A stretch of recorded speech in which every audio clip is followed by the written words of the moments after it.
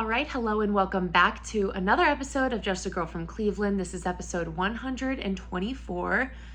Sorry for the one day delayed recording today.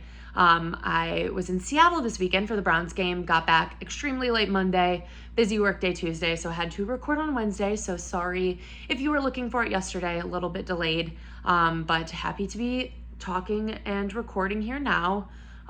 We have a lot to get into today, a couple different topics outside of our usual Browns discussion, which we'll obviously get into. But the Cavs season is now in full force.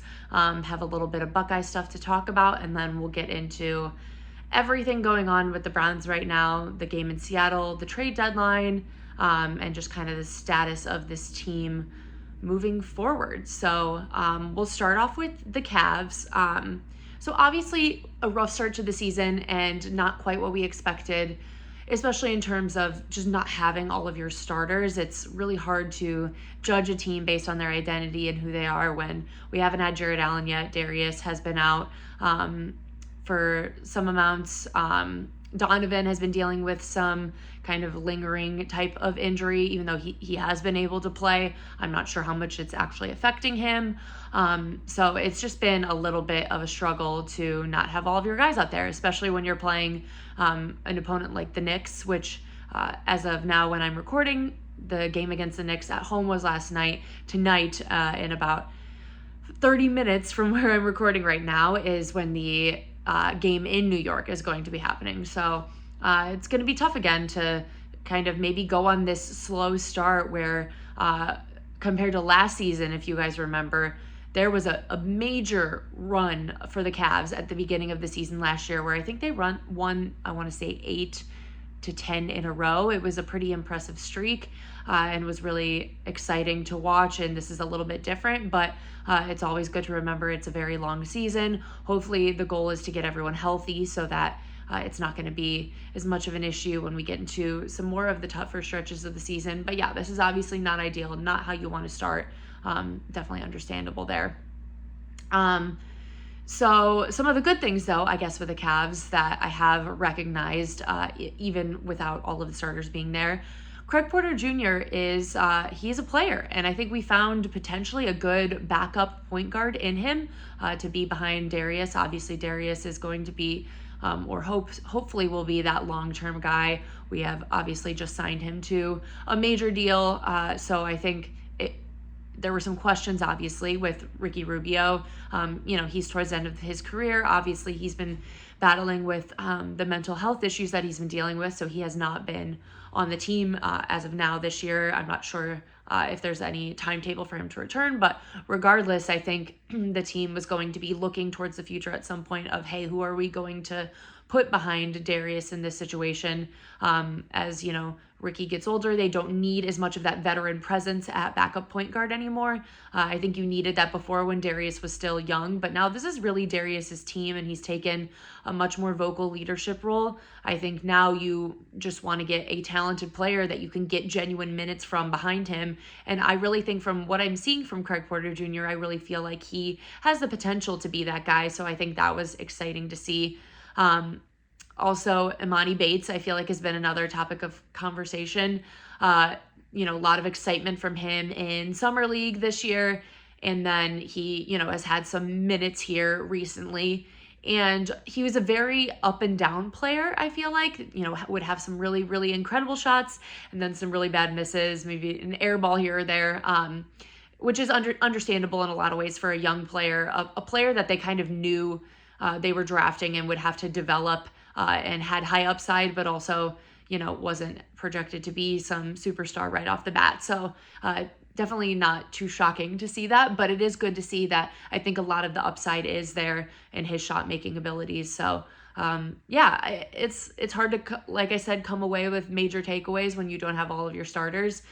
So hopefully once we get him back, we'll have a better idea of, hey, what can this team really be when you have everyone out there? It's hard to see who someone like Evan Mobley can be when he doesn't have Darius Garland out there. Like, I want to see all of that together. I'm not going to make some snap judgments about Evan Mobley right now when he doesn't have, a creator out there on the court like Darius Garland that he's become accustomed to playing with. So yes, we hopefully will get into more Cavs as the season goes on. Unrelated to the Cavs, but kind of NBA related in general, I have been reading Giannis's book as of lately. I'm about halfway through right now, and highly recommend to everyone. If you're a big reader, you should definitely check it out. I think it came out last year, I want to say, but just getting around to it right now.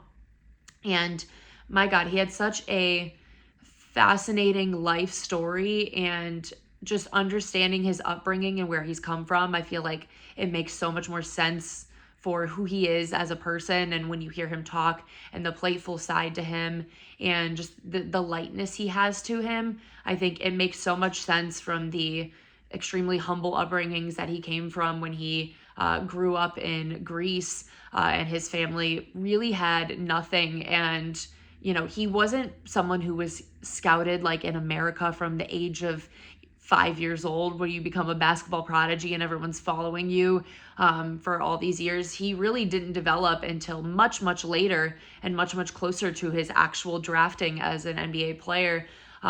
So he had really many years of just putting in the work, trying to get better. They talk about in the book, he would just be sobbing after a practice where he didn't feel like he was doing good enough, and that he needed to get better and be more. And then obviously he grew a lot physically, which I think helped some people, or helped him to catch people's eye at that point. So it was crazy to watch then when he got drafted, the way that he just looked at material possessions and the world so differently than a lot of his teammates in the NBA who had just grown up differently than him and wanted different things. And his goal was really always just to provide for his family. He sent most of his money back to them in Greece because they couldn't come over yet. They didn't have visas. So it was really eye-opening. And I think learning about someone like him makes you really appreciate life in a different way, and just the perspective he has. So if anyone was interested, I definitely recommend reading it. I always like learning about different people and where they come from. So highly recommend. Okay, so let's get into some Buckeye talk now. So the first college football playoff ranking came in, and the Buckeyes were number 1, which I found to be pretty surprising, to be honest. I was not prepared for them to be 1, and I think it's just because we typically aren't number 1, and I just don't feel like the team's talent necessarily is one that I would say, yes, for sure, number 1 ranked team. Obviously, you're doing this in comparison to other teams, so it's always hard to say, but there's just been more talented Buckeye teams that weren't ranked number 1. And, that had a lot to do with the other talent, the Georgia teams, the Alabama teams, the Clemson teams over the years that, have taken those rankings. But I was pretty shocked to see it regardless. It caught me off guard a little bit. Obviously, we still have a lot to go, and a lot is going to be decided on what happens against that team up north. I think that's always going to be, the most important thing, and whether or not the Buckeyes go to the Big Ten championship and what happens in that game. So, always looking forward to that game Thanksgiving weekend to really tell us what our CFP ranking is going to be. It's just too hard to say this early on of what this means. But, I still, like I said, I still have concerns about the team offensively and what they're able to do with Kyle McCord. But you can't be mad at beating Wisconsin 24-10. Like that's a good win to get against one of the historically better Big Ten teams, against who I thought would maybe coach at Ohio State someday, Luke Fickell. So I'm not ever upset about winning, but I just feel like there is still something missing for this team offensively, especially with how good the defense has been. A really, really impressive defense. So I guess we'll just have to see where it goes from here.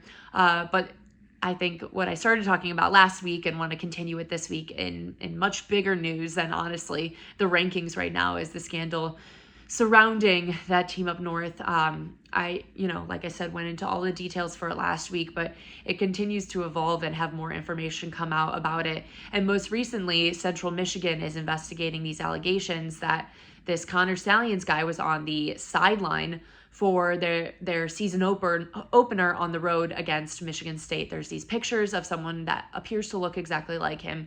No one has been able to confirm this, which is kind of crazy because I feel like if it was someone else, like Central Michigan should, like, they could so quickly just say, oh, actually it's this guy named Paul. Here's a picture of Paul. That's not Connor Stalions. And that still hasn't happened yet, which makes me start to think more and more that it actually is Connor Stalions because nobody can claim it's some other person. Like, shouldn't they know who was on their sideline and be able to easily be like, yeah, no, it's that guy. That's not Connor Stalions. If true, very insane behavior that Connor Stalions was on those sidelines. There's another picture from that same day going around. He's wearing these kind of bigger, bulkier black sunglasses. And I don't know if it's the way the light's reflecting or if this is actually the case, but there's a little blue light coming out of the corner of it, which appears to be these Ray-Bans that have video recording capabilities in them. So it's like a little camera in the corner that can film things through your sunglasses.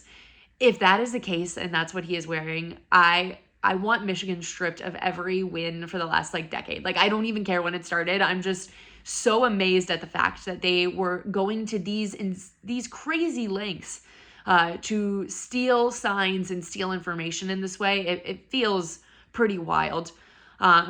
So hopefully we get more information about if that was him or not on those sidelines, because I would like to know that. And just in general, I want to start hearing about where we go from here. Are we just going to keep on going playing games every week and just not address what's going on in any type of, actual way from the NCAA? I don't know. So we'll have to see. But the picture of him on that sideline it really adds a layer to the story. It's pretty crazy. So yeah, I don't know. At least it's not Ohio State. So I'll take that. Okay, so let's get in to the Seattle Browns game now. So, like I mentioned, went to the game this weekend. Awesome stadium. They have a lot of bars surrounding outside their stadium too, which is really cool. Kind of like a cool little tailgate area, I would say, that had different food trucks and tents and different things like that, which was really nice.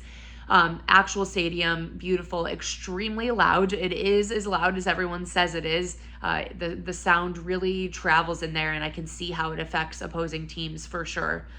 Just with the way the environment can get in there, it's pretty impressive. Unfortunate loss, obviously. You hate to lose in that way where you think you have secured the win and then you just kind of let it go at the end. It definitely hurts. But I do believe that there were a lot of good takeaways from this game overall. And I know nobody likes moral victories. Moral victories aren't fun for anyone. But I do think overall, the Browns played a pretty decent game other than a couple of the bad moments. And I think this has been a pattern throughout this year. The Browns have the worst turnover ratio in the league so far this year, which is really, it's frustrating to see how often they're turning the ball over, especially in key moments like end of games. That's happened a couple times. I want to say at least 3 times this season towards the very end of a game in a really crucial moment. And it really makes it hard to win games when you continue to do that. If they could just clean up the turnovers, it would change so much for this team. But unfortunately, it continues to affect them and makes it, like I said, makes it really hard to be able to win. I think all things considered, you were going into this environment against a pretty good Seahawks team with PJ Walker at quarterback. My expectations weren't super high, but then once you feel like you have it, it still hurts just as much to lose it. I thought Kevin Stefanski overall, entire game, called one of the better games of his career. I think he had them execute the game plan really well. I think whatever scouting they had done for the Seahawks in terms of what is the best way to play them, what type of offense should we put out there, I thought they did a pretty good job in general. Considering, once again, PJ Walker is your quarterback, I think putting any points on the board with him like that is an impressive feat in a lot of ways, considering you're getting the worst quarterback play in the league right now.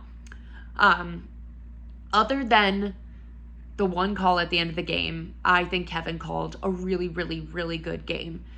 The 3rd and 3 call that everyone's been talking about with 2 minutes and 4 seconds left in the game, very controversial that he called a pass play. I I'm pretty much on board with everyone that this was the wrong call. I've seen the arguments on why that was the correct call, and I understand. I think, picking the right call is much more complicated than we all boil it down to. Then here's one right call and one wrong call. I don't think that's exactly the case, but I definitely think that the run game started to get a lot better this week. I think we were really struggling in the run game in the past couple of weeks, especially since the loss of Nick Chubb. And I think this week it was one of the first times I really saw all of the running backs in that group come together and put on a pretty decent performance against a pretty good team. So I felt like on 3rd and 3, you probably should have run the ball there rather than put your trust in PJ Walker. For some reason, he decided to trust him in that moment, and obviously it completely backfired, interception. And you almost just can't win games like that because you give the team an opportunity that they should not have had in that moment. So I do wish he would have run the ball, and I hate that he made that call because I feel like it's going to be the overarching reflection of Kevin Stefanski from that game, when it really should be what a great game he called in general. And the way he was able to have them come back after a first quarter where they were down 17-7 and got down early and very quickly, and were able to, inch by inch, claw back into it and take a lead. It sucks that it ended up that way, where that's going to be the main focus, is that 3rd and 3 call. I'm sure I wasn't listening to any sports radio this week, but I'm sure almost every caller was probably talking about the 3rd and 3 call, fired Kevin Stefanski for it, which is definitely a bummer because it's always much more than one call. Every single game is much more than one call. But yeah, definitely not his best call. I didn't necessarily agree with it.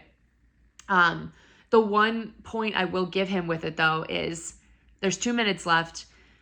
You think that if you don't get it, obviously you're not expecting the interception, but you think that if you don't give it and you have to, give the ball back to the Seahawks, your defense since the first quarter was pretty locked down. They were doing a really nice job second, third, and that other first portion of the fourth quarter. They were doing a really nice job.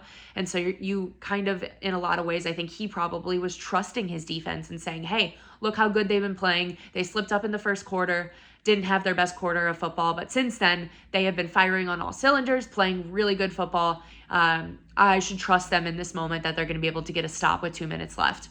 Obviously that was not the case. They let them score there, actually, to Jackson Smith-Njigba, Buckeye. Was happy for him, not happy for the Browns in general, though. So I guess from that perspective, I do understand why he, might not have felt like we have to run, we have to get this. He wasn't so afraid of giving the ball back to the other team if they weren't able to get it. Obviously, you want to get the first down there, but just knowing that you can trust your defense is a huge thing. And I think he did trust the defense, and obviously it didn't work out in that way, which was a bummer. So, this was a game when we were first looking at, I think, the Browns' schedule overall. It was like, oh, this game could kind of go either way. I don't think this was one that everyone was like, oh, the Browns need this game, or it's not going to work out this year. It's not an AFC team, not a division game. So it wasn't, everything was riding on this. But obviously it's one that you would have wanted to get. When I was looking at the schedule ahead of time, I probably would have thought we would have beat Seattle and lost to San Francisco, and then ended up being the other way. Sometimes that's just how things go. But now you have a team that is 4-3 going into a home game against the Cardinals, who just got rid of our guy Josh Dobbs, who's gone now. Apparently Kyler Murray might play. I don't know if there's any clarification on this yet. I guess it's two teams that are very uncertain at quarterback, but the Cardinals are definitely a team that you should be able to win. So if you can go 5-3, then you're rolling into games at Baltimore and home against Pittsburgh, which I think are going to be two of the more important games of the season in terms of, is this team going to be able to be a playoff team? Those are two division games against two teams that you've already lost to this season that you really would like to get a win against. So I think I'm not that I'm trying to look past the Cardinals game, because they could obviously lose the Cardinals game. There are no guarantees, especially if PJ Walker's playing again. But I think the Baltimore and Pittsburgh game are going to be really telling on this team's identity. Beyond those games, you have Denver, Rams, Jacksonville, Chicago. You should win 3 of those 4. But again, it's going to be really tough if prior to that you were losing your division games. It's fine to win, some of the more gimme games, a little bit of the easier ones, especially the ones that aren't a part of your conference. But you really want to get those types of games, the Baltimore and the Pittsburgh ones. So lots of football left, but the Browns are kind of in a weird place, especially within this division that is really strong. You see Cincinnati really starting to climb back up. Joe Burrow's looking healthy again. You really got to start making sure you're getting the wins that you're supposed to get and picking up hopefully another one here and there that is a toss-up type of game. Okay, so other quick conversations. The trade deadline just passed actually at 4 p.m. God, was it yesterday or today? I have no sense of time this week. I think it was yesterday. But the Browns didn't do too much other than it was yesterday. It was yesterday, now that I'm thinking about it further. The Browns traded Donovan Peoples-Jones to Detroit for a 6th-round pick. So this year so far, Donovan Peoples-Jones hasn't really been a part of this offense almost at all. He's had 8 catches for 97 yards and he hasn't had opportunities really in this offense. It's been a weird year with everything with the quarterback position, but he's always been a little bit more involved than that. So it's not shocking to me that they decided to trade him away. Overall, I think he's had a really great career with the Browns. He was a 6th-round pick in 2020, had almost an 1,000-yard season. Last year, it was, I think, around 840 yards. So he did a really nice job last year. And all things considered, for a 6th-round pick receiver, like, he has far, far exceeded expectations for what you thought you were getting when you brought him into this organization. So I think that is overall just a win for the organization. And now you're trading him back for a 6th-round pick. So you're getting kind of that original value back onto your team again and got a couple of really productive years from him. Definitely a good win for the front office overall. I was bummed to see him go because I feel like every year he's really improved ever since his first season. Each year it was like another 200 yards, another 200 yards receiving, and he kept kind of increasing his production. And it felt like this year could have really been a critical year to see, hey, is this going to be someone that's going to be a bigger part of our offense moving forward and we sign him to an extension, or do we move on from him? Obviously, with the way things have gone this year, they weren't going to sign him to an extension with, 8 catches for 97 yards. They were going to move on from him, which, it kind of is what it is. It's part of the business in general. But I did really grow to like him. And hey, it's hard for me to like a guy from that team up north. So really happy to have him in Cleveland for the start of his career to now. It's always fun to watch someone grow like that. And I think everyone's really wishing the best for him in Detroit, hoping that he's going to do, a decent job there. No hard feelings at all. So that was really the only major thing I think that happened for the Browns during that day. A lot of talk about, were they going to trade for Jacoby? Were they going to trade for Josh Dobbs? Vikings ended up trading for Josh Dobbs after the Kirk Cousins injury. But in general, there wasn't too much else in terms of rumors. I guess there was also the Chase Young rumors that he was going to come over to the Browns, and ends up being on the 49ers. For them, for some reason, when it rains it pours, they can just keep getting every talented guy on that roster. But I would have been excited to have Chase Young as a Cleveland Brown. Always good to have a Buckeye. But it is what it is. I'm not too upset that they didn't do anything crazy at the deadline. I was surprised that they were sellers more than they were buyers, but it wasn't any too big crazy moves that they're proving either way that they've given up on the season. I think it's just pretty much stayed pat for the most part. So we move into this week against Arizona, still not knowing, as of when I'm recording this, hopefully there's no information out there right now of when I'm recording it, of who the quarterback is going to be this week. Will it be Deshaun Watson or will it be PJ Walker? We know it's not going to be DTR because Kevin Stefanski did say today, if Deshaun doesn't play, it will be PJ Walker. I think there were a lot of questions of, do we just try DTR again? It can't be that much worse than what we're seeing with PJ Walker. But it seems like they're still going to use PJ if it's not Deshaun. He did practice today. I'm not going to judge on whether or not he's going to be able to play off of practice videos because it's obviously not the same as in-game situations. And I don't want to get myself in that position to be judging in that way. But at least he is practicing again. I feel like that is a good sign that hopefully in the coming weeks he will be actually playing in the game.